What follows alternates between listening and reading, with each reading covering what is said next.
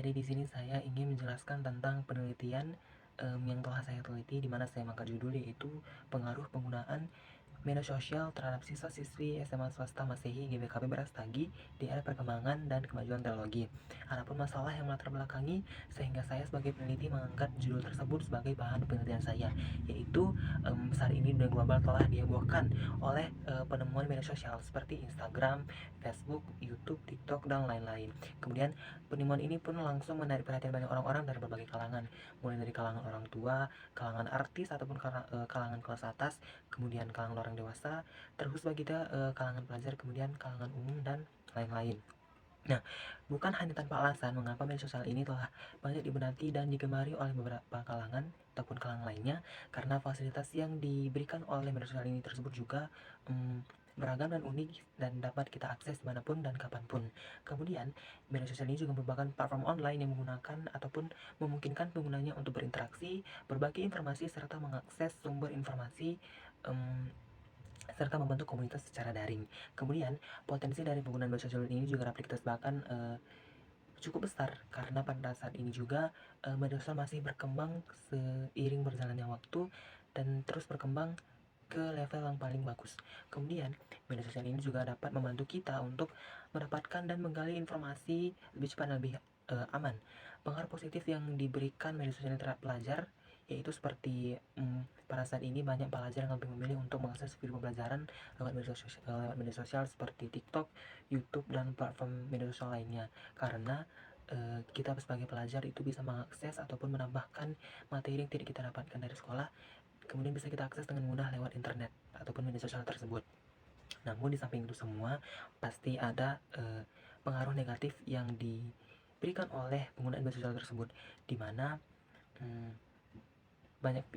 pasti banyak pihak yang tidak bertanggung jawab yang menggunakan media sosial tersebut sebagai senjata untuk menghancurkan mental seseorang seperti menghujat lewat hujatan ataupun postingan dan komen lain sebagainya.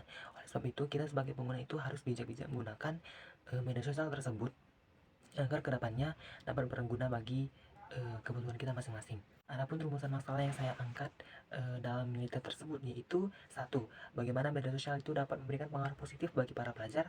Kemudian, bagaimana media sosial ini dapat memberikan manfaat dan keuntungan bagi para pelajar. Kemudian, bagaimana sikap para pelajar seharusnya untuk menghadapi ataupun pengaruh buruk dari media sosial tersebut.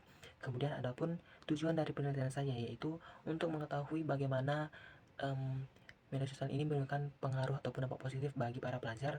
Kemudian, untuk mengetahui manfaat dan keuntungan diberikan oleh penggunaan media sosial tersebut, serta untuk mengetahui bagaimana sikap siswa yang seharusnya untuk melawan ataupun menghadapi pengaruh buruk yang diberikan dari penggunaan media sosial tersebut. Adapun manfaat penelitian yang saya cakupkan itu ada 3, yaitu bagi umum, masyarakat, serta bagi peneliti. Di mana bagi umum penelitian ini dapat bermanfaat untuk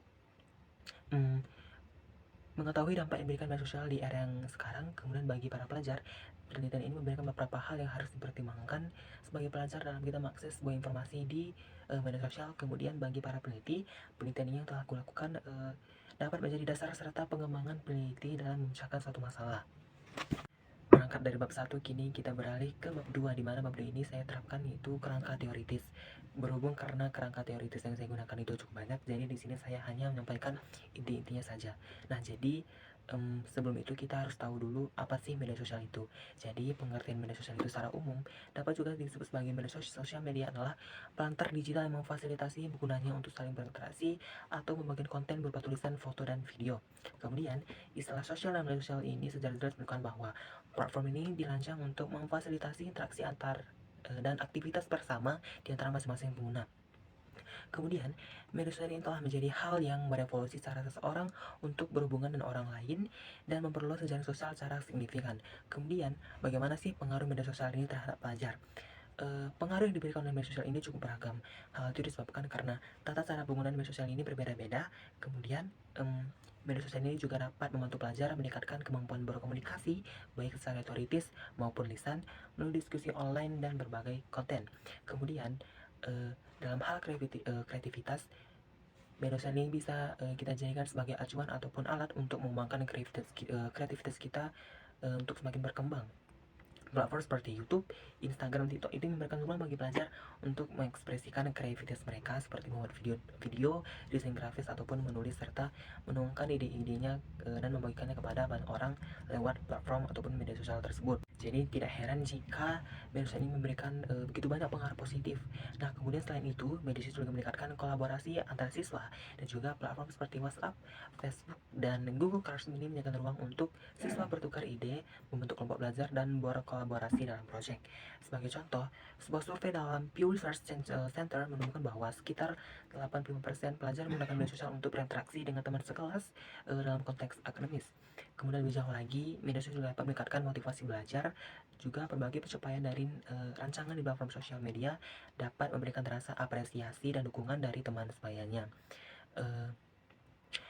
Namun, di sisi lain ataupun di sisi yang satunya, salah satu masalah utama yang disebabkan oleh media sosial tersebut yaitu dampak negatif.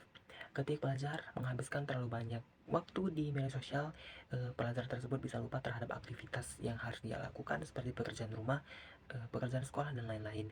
Kemudian, media sosial ini juga dapat memberikan gangguan kognitif. Selain gangguan kognitif, media sosial juga dapat berkontribusi terhadap penyebaran informasi yang begitu cepat dan tersebar ke seluruh wilayah. Namun, bagi pelajar yang tidak bisa membagi waktu bermain dengan kegiatan belajarnya, maka media sosial ini bisa menghambat aktivitas hari-hari mereka. Jika siswa atau pelajar ini terlalu fokus dengan media sosial, biasanya mereka akan lupa waktu untuk belajar. Kemudian media sosial telah menjadi tren yang tidak bisa dipisahkan dari kehidupan masyarakat saat ini, termasuk mengalami kemajuan yang sangat pesat. Kemudian tidak dapat dimungkiri hadirnya internet semakin dibutuhkan dalam kehidupan sehari-hari. Kemudian bagaimana sih sikap para pelajar yang seharusnya dalam memerangi ataupun menghadapi pengaruh buruk dari media sosial tersebut. Nah, jadi sikap siswa dalam menghadapi pengaruh media sosial tersebut sebaiknya adalah bijak dan selektif. Ini berarti mereka harus mampu menggunakan media sosial dengan bertanggung jawab, menghindari dampak negatif, dan memanfaatkan potensi positifnya untuk belajar dan berkembang. Beberapa hal yang perlu dilakukan siswa dalam menghadapi pengaruh media sosial seperti memahami etika dan norma, menjaga privasi, selektif dalam menyebarkan informasi. Kemudian siswa juga harus memahami etika berkomunikasi dan norma yang berlaku di dunia maya. Sikap siswa sebaiknya tidak langsung percaya pada informasi yang didapatnya. Siswa dituntut untuk berpikir kritis sebelum menerima informasi yang diterima. Kemudian sebagai pelajar kita harus menghindari akun-akun yang membagikan informasi yang menyesatkan atau provokatif. Nah, kemudian bab 3 itu metode penelitian. Adapun metode penelitian yang saya gunakan yaitu jenis penelitian. Nah, jenis penelitian ini termasuk ke dalam penelitian kualitatif. Dalam penelitian ini dideskripsikan fenomena data penelitian baik bersumber dari data primer maupun sekunder. Kemudian, data penelitian ini terdiri atas dua jenis, itu data primer dan data sekunder. Di mana data primer ini didapat dari hasil wawancara dengan narasumber yang terkait, yaitu siswa-siswi SMA swasta Masehi GBKB Brastagi. Kemudian, data sekunder yaitu berasal dari berbagai sumber resmi baik artikel, buku, jurnal, maupun media massa yang berkaitan dengan subjek penelitian. Kemudian, metode pengumpulan data yang saya gunakan yaitu metode pengamatan dan metode wawancara. Dan tempat dan waktu penelitian saya gunakan itu di SMA swasta Masehi GBKB Brastagi, dan saya meneliti pada waktu Mei 2025. Adapun hasil penelitian ataupun pembahasan yang telah saya dapatkan setelah saya melakukan penelitian, yaitu saya mewawancarai dua subjek, yaitu mewawancarai Gita Salasarina Bersila Haji dengan Johanna Enriquez Montung. Nah, kemudian dari jawaban yang telah saya wawancarai tersebut, saya rangkum menjadi paragraf dan kemudian saya masukkan ke dalam hasil penelitian saya, di mana hasil penelitian saya tersebut saya turunkan dari rumusan masalah. Kemudian kita masuki dalam topik pembahasan. Nah, hasil penelitian yang pertama yaitu pengaruh positif media sosial bagi para pelajar. Nah, media sosial ini dapat memberikan pengaruh positif bagi para pelajar dengan menjadi sumber belajar yang kreatif. Dengan menjadikan media sosial sebagai media untuk belajar, maka para pelajar bisa mengembangkan kreativitas mereka. Kemudian platform seperti YouTube, Instagram, atau TikTok ini menjadikan konten edukasi singkat seperti tutorial matematika, sains, atau bahasa asing membuat belajar menjadi lebih menyenangkan. Kemudian, media sosial juga memberikan banyak dampak positif seperti tahu banyak informasi, menambah pengetahuan. Semisal, ada informasi maka bisa dengan cepat diakses, dan tidak hanya itu, media sosial juga dapat membantu dalam membagi kenangan atau suatu momen dalam diri narasumber, baik itu dari segi pengalaman dan informasi. Kemudian yang kedua itu Manfaat dan keuntungan yang dapat diberikan dari media sosial. Manfaat yang dapat diberikan oleh media sosial ini bisa didapat seperti memberikan jaringan sosial yang luas, seperti membantu pelajar terhubung dengan teman sebayanya, mentor atau profesional di bidang yang diminati, serta menjadi wadah ekspresi diri, dan kemudian banyak platform yang memungkinkan pelajar mengasah kreativitas melalui tulisan, desain, ataupun video. Kemudian, manfaat lain diperoleh adalah seperti menjadi media hiburan dalam waktu luang. Kemudian, bagaimana cara pelajar menghadapi pengaruh buruk penggunaan media sosial. Nah, di era yang sekarang itu diperlukan sikap yang dapat membedakan pengaruh baik dan juga pengaruh buruk. Para pelajar ini perlu tahu bagaimana cara penggunaan media sosial ini yang tepat. Menggunakan media sosial sesuai dengan kebutuhan dapat menjadi cara para siswa untuk menghadapi dan meminimalisir sebesar-besarnya pengaruh buruk yang diberikan oleh media sosial. Kemudian, bagi pembahasannya itu, pengaruh serta potensi dari media sosial ini sangat berpengaruh bagi para pelajar di era perkembangan teknologi pada zaman sekarang. Kemudian manfaat dan keuntungan yang diberikan juga sangat berpengaruh bagi para pelajar.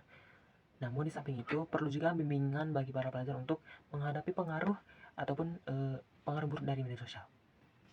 Kemudian kita sampai pada bab akhir di mana saya membahas kesimpulan dan saran. Adapun kesimpulan yang saya ambil yaitu media sosial merupakan media yang memiliki potensi yang cukup besar, kemudian juga memiliki pengaruh yang buruk dan juga pengaruh positif ataupun pengaruh negatif. Jadi kita sebagai para pelajar itu perlu mengantisipasi keduanya sehingga kedepannya dapat itu berguna bagi masa depan kita masing-masing. Kemudian untuk itu, peran orang tua ataupun peran guru juga pemerintah yang terkait perlu melakukan bimbingan dalam menghadapi pengaruh dari perkembangan media sosial yang begitu pesat. Kemudian ada pun saran yang perlu dilakukan yaitu perlu dilakukan penelitian lebih lanjut tentang bagaimana pengaruh dari media sosial yang begitu pesat serta pengaruh apa saja yang bisa bermanfaat dan memberikan dampak positif bagi para pelajar. Yang kedua, perlunya keterlibatan masyarakat ataupun pemerintah dalam pengelolaan pengaruh media sosial bagi para pelajar terkhusus siswa-siswi. Sekian video hasil dari penjelasan tentang penelitian saya. Sekian dan terima kasih.